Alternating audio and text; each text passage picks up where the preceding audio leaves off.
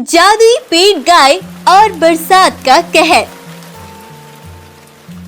बरसात का मौसम आने ही वाला था। जंगल में दो शेर दोस्त रहते थे। दोनों में गहरी मित्रता थी। एक का नाम था कप्पू और दूसरे का नाम था कुंवर। कुंवर शेर बड़ा ही होशियार और बड़ा फुर्तीला था। वो दोनों साथ साथ जीवन गुजार रहे थे। एक बार कुंवर अपने दोस्त कप्पू से कहता है, दोस्त कप्पू, बरसात शुरू होने ही वाली है। हमें पहले ही अपने रहने और खाने का इंतजाम करना होगा, जिससे बारिश में हमें कोई मुसीबत ना उठानी पड़े। अरे नहीं दोस्त, अभी क्या जल्दी है। जब बरसात होगी तो देखी जाएगी। अभी तुम ऐसा करो, जब तुम भोजन लेने जाओ तो मेरे लिए भी मांस ले आना, क्योंकि आज मेरा कहीं जाने का कोई मन नहीं है। कुंवर शेर भोजन लेने चल देता है। जंगल में उसे एक बकरी घास चरती हुई दिखाई देती है, तो वह उसका शिकार कर लेता है और कुछ मांस खुद खा लेता है और कुछ कप्पू शेर के लिए ले आता है। कप्पू मजे में अपने दोस्त का लाया भोजन खा लेता है और मजे से अपना जीवन बिताता है। लेकिन कुंवर हमेशा मेहनत करके खाता और अपने रहने की व्यवस्था भी करता। वह कप्पू को भी मेहनत करने के लिए कहता, लेकिन कप्पू को तो जैसे बैठे बिठाए खाने की आदत लग गई थी। कप्पू तो बिल्कुल निकम्मा था। वह कुछ भी नहीं करना चाहता था। कुछ दिन बीत गए। बरसात का मौसम आ गया। आसमान में घने बादल छा गए। कुंवर अपने घर में आराम कर रहा था, लेकिन कप्पू को चिंता होने लगी कि अब वह कहाँ जाएगा। जोरों की बारिश शुरू हो गई। कप्पू बारिश में ही भीगता रहा और जाता भी तो कहाँ जाता। बारिश रुकने का नाम ही नहीं ले रही थी। कप्पू बड़ा परेशान था। तभी उसे अपने दोस्त कुंवर की याद आती है। वह उसकी गुफा पर जाता है और कहता है, सुनो दोस्त, मैं काफी देर से बारिश में भीग रहा हूँ। तुम मुझे अपनी गुफा में जगह दे दो दोस्त। अरे अरे, आओ आओ, अंदर आओ, बारिश बहुत तेज है।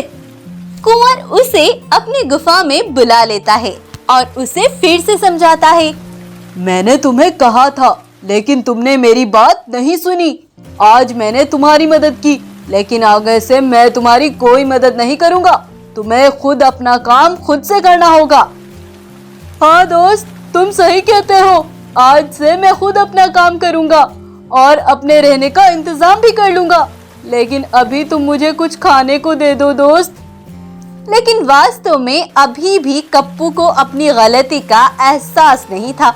वह सिर्फ अच्छा बनने का नाटक ही कर रहा था।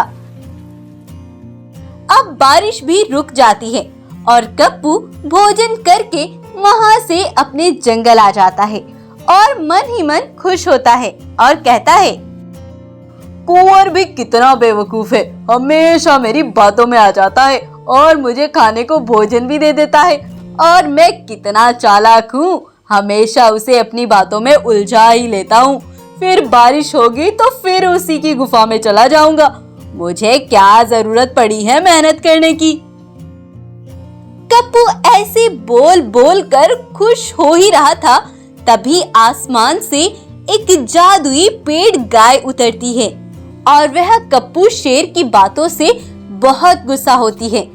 कप्पू उस जादुई पेड़ गाय को देख चौंक जाता है, क्योंकि आज तक उसने ऐसी गाय नहीं देखी थी। और वह कहता है, तुम कौन हो और मेरे पास क्यों आई हो? मैंने तुम्हारी सब बातें सुनी हैं। तुम बड़े निकम्मे होने के साथ साथ धोखेबाज भी हो। तुम अपने दोस्त को धोखा दे रहे हो।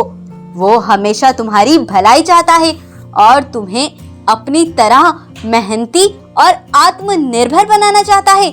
शायद आज अगर वो तुम्हें इतनी तेज बारिश में ना बचाता तो तुम जिंदा नहीं होते या फिर बीमार हो चुके होते। मुझे तुम्हारे दोस्त पर गर्व है। वो तुम्हारी इतनी फिक्र करता है। अब जादुई पेड़ गाय की बातें सुन सुनकर कप्पू को जैसे एहसास होने लगा। वह बहुत शर्मिंदा भी होता है और जादुई पेड़ गाय से कहता है, मुझे माफ कर दो पेड़ गाय, मैं अब समझ गया हूँ। मैं अब खुद अपना काम करूँगा और मेहनत से अपना भोजन भी लाऊंगा और अपनी गुफा बनाऊंगा। बहुत दिन बीत गए।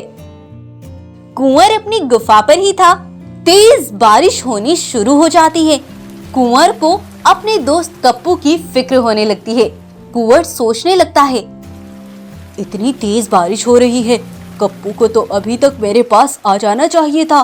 कहीं कप्पू बीमार तो नहीं हो गया, या फिर नहीं नहीं नहीं, ऐसा नहीं हो सकता। मेरा दोस्त मुझे ऐसे छोड़कर नहीं जा सकता। कुंवर बहुत परेशान हो जाता है और बारिश में ही अपने दोस्त कप्पू को ढूंढने निकल जाता है।